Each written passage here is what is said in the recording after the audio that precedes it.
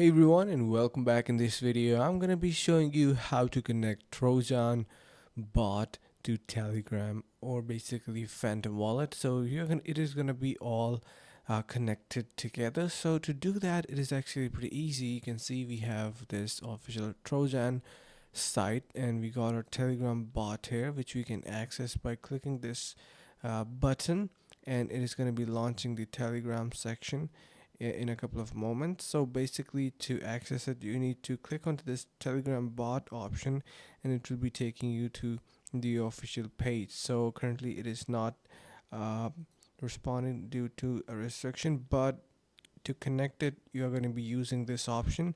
And also make sure that you have a Phantom wallet like I have here. So make sure to sign in to your Phantom wallet and create an account.